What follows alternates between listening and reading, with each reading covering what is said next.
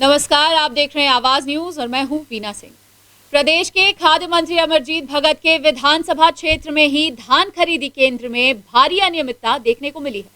शासन द्वारा निर्धारित सभी नियमों को ताक पर रखकर समिति प्रबंधन धान की खरीदी कर रहा है। समिति प्रबंधन की मनमानी की वजह से किसान धान बेचने के दौरान नुकसान उठाने को मजबूर हैं।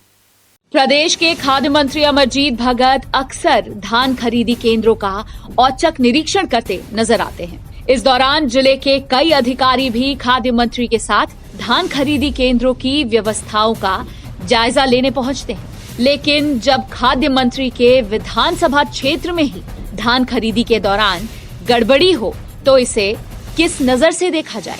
हम बात कर रहे हैं सीतापुर के राधापुर धान खरीदी केंद्र की, जहां शासन द्वारा निर्धारित सभी नियमों को ताक पर रखकर धान की खरीदी की जा रही है। प्रबंधन के द्वारा धान की तौल के लिए ना तो इलेक्ट्रॉनिक मशीन की व्यवस्था की गई है और ना ही इस धान खरीदी केंद्र में पर्याप्त व्यवस्था नजर आती है। शायद जिले का यह एक ऐसा इकलौता धान खरीदी केंद्र होगा जहां आज भी पुराने जमाने के तराजू से धान का तौल किया जा रहा है, जबकि बांट की जगह नमक का इस्तेमाल समिति प्रबंधन कर रहा है। इससे अंदाजा लगा लीजिए कि धान बेचने के दौरान किसानों को किस स्तर पर नुकसान उठाना पड़ रहा होगा। लेबर का। अच्छा, तो क्या तोल रहे हैं आप लोग? धान। तो का मशीन नहीं, इलेक्ट्रॉनिक मशीन नहीं मिला है इलेक्ट्रॉनिक मशीन। तो कितना दिक्कत हो रहा है? दिक्कत तो हो रहा है सब। तो हम लोग तो यहाँ शुरू से कर रहे हैं, तो यही कटा में तो दे रहे हैं। कितना किलो तोल रहे हो? 40। और 1 किलो बोरा का है। कितना बोरा डाल के भेज दीजिए। 41-700 ग्राम। 1 किलो का नमक चढ़ा हुआ है यार। हाँ, 1 किलो बोरा के डाल दिए हैं। क्या डाले हो? नमक डाले हैं। टोटल कितना हो रहा है? 41 हो गया। 41 किलो। राधापुर धान खरीदी केंद्र में धांधली का मामला यहीं खत्म नहीं होता। धान बेचने पहुंच रहे किसानों ने प्रबंधन के द्वारा लेबर चार्ज के नाम पर प्रति बोरा 7 रुपए वसूल किया जा रहा है, जबकि प्रदेश के सभी धान खरीदी केंद्रों में लेबर चार्ज शासन को भुगतान करना है। ऐसे में इस क्षेत्र के किसानों से लेबर चार्ज के नाम पर अतिरिक्त रुपए वसूल कर समिति प्रबंधन अपनी जेब गर्म करने में लगा हुआ है। क्या करवाने आए हैं? धान तौलाई करवाने। अच्छा, कितना कुंटल लेके आए थे? 150 बोरी। अच्छा, तो अब किसको पैसा दे रहे हैं आप? लेबर को। काहे के लिए? हम लोग का धान को मतलब तौले हैं। अच्छा, हाँ। तो यहाँ सोसाइटी वाले व्यवस्था नहीं किया है? अब हम लोग तो अब मांग रहे हैं तो दे रहे हैं भाई। हम लोग कितना पैसा दे रहे हैं? 7 रुपये बोरी। अच्छा, हाँ। तो इसमें आपको घाटा हो रहा है कि फायदा हो रहा है? अब हम लोग अब क्या बताएं इसको, काहे कि सब लोग लाए और हम तो नया लाए हैं अभी, तो अपना काम हो जाएगा के मतलब दे रहे हैं। वहीं समिति प्रबंधक का कहना है कि धान खरीदी केंद्र में किसी प्रकार की दिक्कत नहीं हो रही है। इलेक्ट्रॉनिक मशीन में लेबर गलत तौल करते हैं, जिस वजह से बांट वाले पुराने तराजू का उपयोग किया जा रहा है। सब पूरे व्यवस्था सब ठीक है, बोरा है, कांटा है, लेबर है, सब है। तो यहाँ पे इलेक्ट्रॉनिक कांटा दिया गया है कि नहीं दिया गया है? इलेक्ट्रॉनिक कांटा नहीं है। कितने कौन से कांटा में तौला जा रहा है? कितने कांटे लगे हैं? ये झूला वाला कांटा है, 8 कांटा अपने पास लगा है। तो इससे दिक्कत नहीं हो रहा है इससे आप लोगों को? नहीं, कोई दिक्कत नहीं हो रहा है। तो शासन के द्वारा तो निर्धारित है कि इलेक्ट्रॉनिक कांटा में तौलना है, क्या है? नहीं, अपने तो शुरू से ही इसी कांटा में तौल रहे हैं और उसमें जो है धूप उप में दिखाई नहीं देता है। लेबर जो है उल्टा सीधा तौल देते हैं इलेक्ट्रॉनिक कांटा में। तो यहाँ पे किस तरीके से मतलब लेबर आपके हैं या किसानों के लेबर हैं? नहीं, अपना लेबर है। अच्छा, तो किसानों को किस तरह से क्या मशक्कत करना पड़ रहा है यहाँ पे? किसानों को कोई मकसद यहाँ ला के धान गिरा देते हैं, फिर अपना तौल जोख हम कराते हैं। अच्छा, लेकिन अभी कुछ सुनने में, अभी देखने में आया है कि नहीं, तो किसान धान लेके आता है, उनका ट्रैक्टर से खाली करते हैं और ढाला करके देते हैं। उनके पास लेबर नहीं रहता, उसका पैसा देते हैं उस लेबर को। अपना काम है वो बोरा में किसान भर के देते हैं और उसमें फिर जो है हम कांटा में तौल के छल्ली लगाना हमारा काम है। कितने धान खरीदी हो चुकी है? 25,000 कुंटल हो गया है।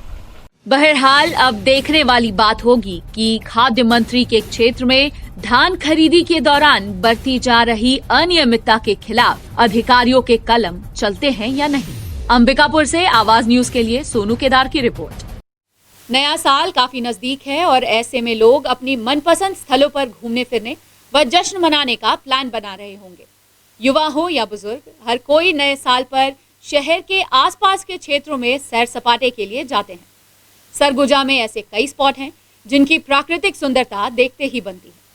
इनमें से एक स्पॉट है छत्तीसगढ़ का शिमला कहे जाने वाला मैनपाट, जहां का मनोरम दृश्य देखने सैलानी पहुंच रहे हैं। साल पर सैर सपाटे के लिए आज भी लोगों की पहली पसंद मैनपाट की खूबसूरत वादियां हैं। समुद्र तल से 3000 फीट की ऊंचाई पर बसा मैनपाट छत्तीसगढ़ का शिमला कहलाता है।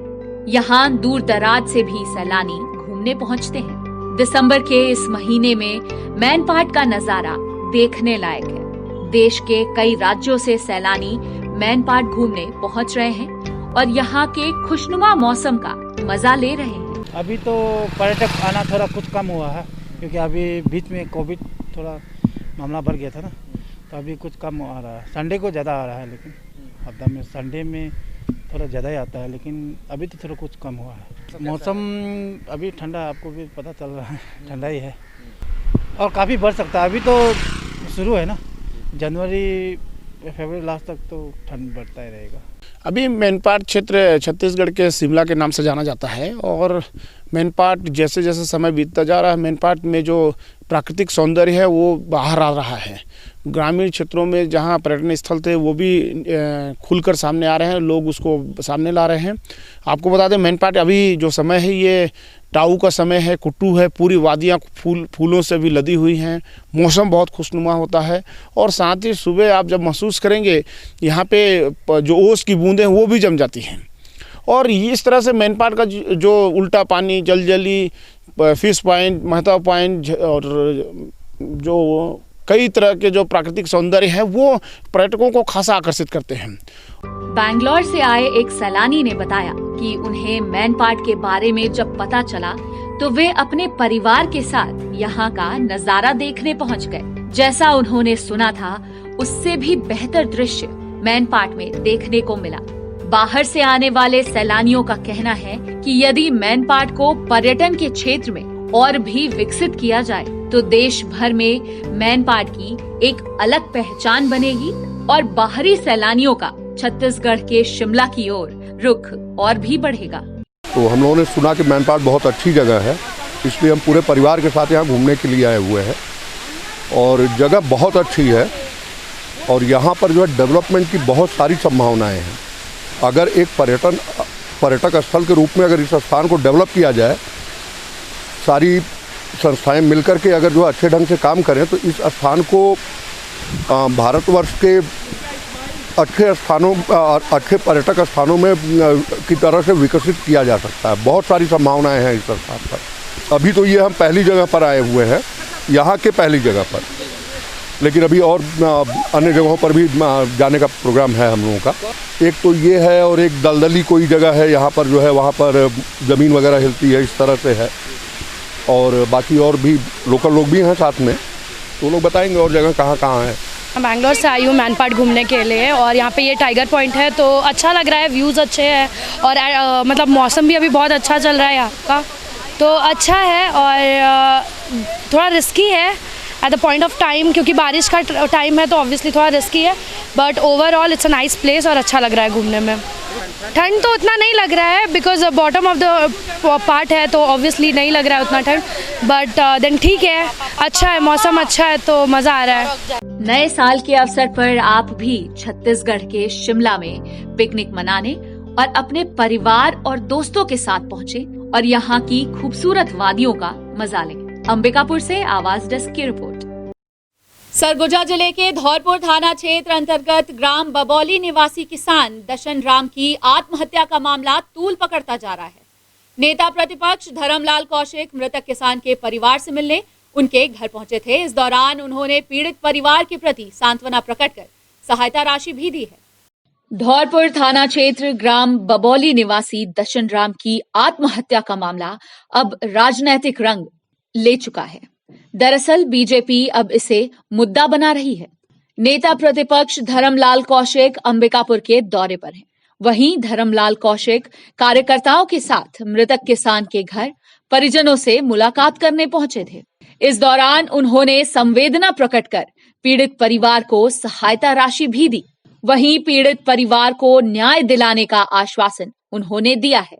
प्रदेश सरकार पर आरोप लगाते हुए नेता प्रतिपक्ष ने कहा कि जब भी किसी किसान की मौत होती है तो सरकार ऐसे मामलों को दबाने के लिए प्रशासनिक अधिकारियों को भेजती है। वहीं अधिकारियों द्वारा सरकार की ऐसी विफलताओं को छुपाने के लिए किसानों को मानसिक रोगी या शराबी घोषित कर दिया जाता है। सूबे की सरकार पर निशाना साधते हुए नेता प्रतिपक्ष धर्मलाल कौशिक ने कहा कि प्रदेश में किसानों की मौत हो रही है और सरकार उत्साह मनाने में जुटी हुई है। सरकार के एक भी मंत्री किसान के मौत की वजह को जानने के लिए पीड़ित परिवार से मिलने नहीं पहुंचे हैं। सभी मंत्रियों की सद्भावना समाप्त हो चुकी है। आपको बता दें कि दशन राम ट्रैक्टर खरीदने के लिए लोन लिया था।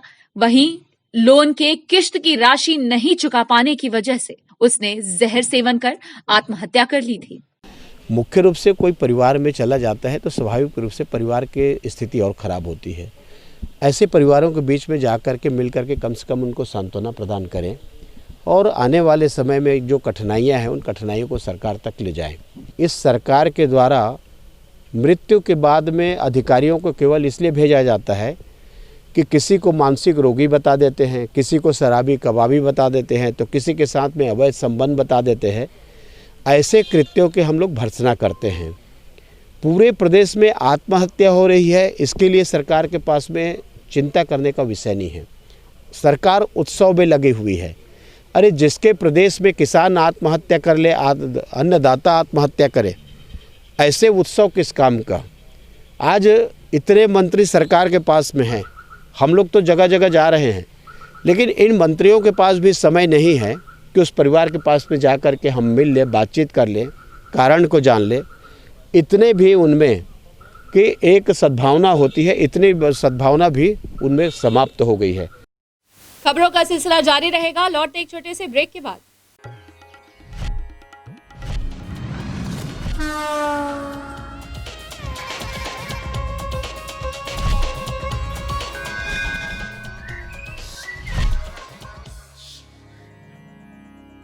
वीएम इंटरनेट सर्विस शहर का सबसे सस्ता high speed fibre internet service. 100 MBPS मात्र 700 रुपए में विद टैग। तो चाहे वर्क फ्रॉम होम हो या ऑनलाइन क्लास, याद रखें वीएम इंटरनेट सर्विस। अधिक जानकारी के लिए संपर्क करें Vande Mahamaya cable network. VM internet service, Alaknanda complex, प्रथम तल, अग्रसेन चौक, अंबिकापुर, सरगुजा। Mobile number 9111785555 7440765555।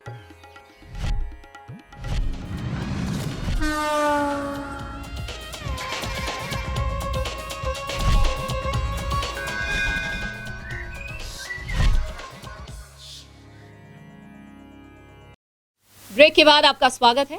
विधानसभा नेता प्रतिपक्ष धर्मलाल कौशिक ने प्रदेश सरकार पर धान खरीदी को लेकर कई गंभीर आरोप लगाए हैं। नेता प्रतिपक्ष बरियों के धान खरीदी केंद्र का निरीक्षण करने पहुंचे थे। निरीक्षण के बाद उन्होंने सरकार पर निशाना साधा है। सरगुजा जिले के एक दिवसीय दौरे पर पहुंचे विधानसभा के नेता प्रतिपक्ष धर्मलाल कौशिक ने बरियों के धान खरीदी केंद्र का निरीक्षण किया है। इस दौरान उन्होंने धान खरीदी केंद्र की अनियमितता को देख प्रदेश सरकार पर निशाना साधा है। उन्होंने आरोप लगाते हुए कहा कि जिस खरीदी केंद्र का वे निरीक्षण करने पहुंचे थे, वहां किसानों से अधिक मात्रा में धान लिया जा रहा है, जिस वजह से किसानों को नुकसान उठाना पड़ रहा है, जबकि रकबा गिरदावरी के नाम पर कटौती की गई है। धर्मलाल कौशिक ने कहा कि प्रदेश सरकार किसानों के साथ अन्याय कर रही है। सरकार किसानों से उनका पूरा धान नहीं खरीदना चाहती, साथ ही 2500 रुपए समर्थन मूल्य भी नहीं देना चाहती है। मैं अभी गया था, मंडी का निरीक्षण किया। वहाँ भी कई प्रकार के जो अव्यवस्था के आलम हैं, जिसको भी देख करके मैं आया हूँ, वहाँ भी किसान बहुत आक्रोशित हैं। तौल करके देखने के बाद में उन लोगों से, किसानों से जितना धान लेना चाहिए उससे ज़्यादा धान वो लोग ले रहे हैं, जिससे किसानों को नुकसान हो रहा है। देखिए, उसमें 200 हेक्टेयर मतलब लगभग 500 एकड़। तो लगभग 500 एकड़ का केवल एक सोसाइटी में कटौती हुई है। पंजीयन होने के बाद में रकबा में कटौती गिरदावली के नाम से, ये किसानों के साथ में सरासर अन्याय है। और सोसाइटी वालों से मैंने पूछा है, वो लोग खुद बताए कि 73,000 कुंटल धान खरीदी करना है। जितना दिन का समय दिया गया है, हम यदि पूरे उसमें धान खरीदी करेंगे तो भी संभव नहीं है कि 73,000 धान की कुंटल की खरीदी हो सके। और एसडीएम जो है लगातार आकर के बोलते हैं कि इतना टोकन क्यों बांट रहे हो करके अधिकारी कर्मचारी को वहाँ के परेशान कर रहे हैं। सरगुजा पुलिस महकमे से आज एक दुखद खबर सामने आई है। अंबिकापुर के पुलिस लाइन में पदस्थ एसआई लक्ष्मी राम के इलाज के दौरान शहर के एक निजी अस्पताल में मौत हो गई। दरअसल किसी काम से वे अपने गांव करैया गए हुए थे, जिस दौरान पैर में अचानक झुनझुनी होने की वजह से उन्होंने बाइक से ही अंबिकापुर आकर मिशन अस्पताल में डॉक्टरों को दिखाया। यहां लगातार तबीयत बिगड़ने पर डॉक्टरों ने उन्हें भर्ती कर उनका इलाज शुरू कर दिया, लेकिन इलाज के बाद भी उनके स्वास्थ्य में कोई सुधार नहीं आया और बुधवार की देर रात उन्होंने दम तोड़ दिया। गौरतलब है कि लक्ष्मी राम 2013 में एसआई पद के लिए चयनित हुए थे। इस घटना के बाद पुलिस महकमे में शोक की लहर है। प्रदेश सरकार के 2 साल पूरे होने पर कांग्रेस अपनी उपलब्धियों को गिनवाने में लगी हुई है। इसी कड़ी में सरगुजा विकास प्राधिकरण के उपाध्यक्ष व भरतपुर सोनहत विधायक गुलाब कमरो सूरजपुर पहुंचे थे। उन्होंने कलेक्ट्रेट सभा कक्ष में प्रेस वार्ता कर 2 सालों में भूपेश सरकार द्वारा विकास कार्यों की जानकारी दी। साथ ही उन्होंने कहा कि सरकार द्वारा किए गए 36 चुनावी घोषणाओं में से 24 घोषणाओं को पूर्ण कर लिया गया है। वहीं बचे हुए कार्यों को आने वाले वर्षों में सरकार पूरा करेगी। छत्तीसगढ़ की वर्तमान सरकार माननीय भूपेश जी की सरकार ने 2 साल में जो हमने काम किया है, देश का ये पहला सरकार है, पहला मुख्यमंत्री है जो किसानों का कर्जा माफ किए 2 घंटे के अंदर। 2500 रुपये किसानों का जो हमने धान का समर्थन मूल्य दिए हैं। तेंदुपत्ता का पारिश्रमिक 2500 से 4000 रुपये किया है। माननीय मुख्यमंत्री जी ने जिस तरह से किसान भाइयों के जीवन में कैसे बदलाव आना चाहिए, यहाँ के रहने वाले मजदूरों के जीवन में कैसे बदलाव आना चाहिए, इस दिशा में छत्तीसगढ़ की वर्तमान सरकार ने काम किया है। आर्थिक रूप से मजबूत बनाने के लिए आपने देखा होगा हर ग्राम पंचायत में गौठान का निर्माण किया जा रहा है, वर्मी कंपोस्ट तैयार किया जा रहा है, आप नरवा को बांधने का काम किया जा रहा है। मुझे तो बड़ा खुशी है, मुझे बड़ा सौभाग्य मिला है कि जहां सूरजपुर जिले में आपने देखा होगा भारत सरकार ने नरवा कार्यक्रम में यहाँ पर अवार्ड मिला है। तो ऐसे माननीय मुख्यमंत्री जी ने आदिवासियों को अगर आगे बढ़ाने का अवसर दिया, यहाँ की संस्कृति को आगे बढ़ाया है। आपने देखा होगा कर्मा तीजा, हरेली और विश्व आदिवासी दिवस का भी छुट्टी माननीय मुख्यमंत्री ने दिया है। आपने 36 घोषणा किया था जिसमें 24 पूरा कर दिए हैं। बुलेटिन में फिलहाल सिर्फ इतना ही। शहर से जुड़ी खबरों के लिए देखते रहिए आवाज न्यूज। इस न्यूज के स्पॉन्सर हैं वीएम इंटरनेट, अलकनंदा कॉम्प्लेक्स, प्रथम तल, Agrasen Chowk, Ambikapur, Surguja, Chhattisgarh. VM internet service शहर का सबसे सस्ता high speed fibre internet service. 100 MBPS मात्र 700 रुपए में विद टैग। तो चाहे वर्क फ्रॉम होम हो या ऑनलाइन क्लास, याद रखें वीएम इंटरनेट सर्विस। अधिक जानकारी के लिए संपर्क करें Vande Mahamaya cable network. VM internet service, Alaknanda complex, प्रथम तल, अग्रसेन चौक, अंबिकापुर, सरगुजा। Mobile number 9111785555 7440765555।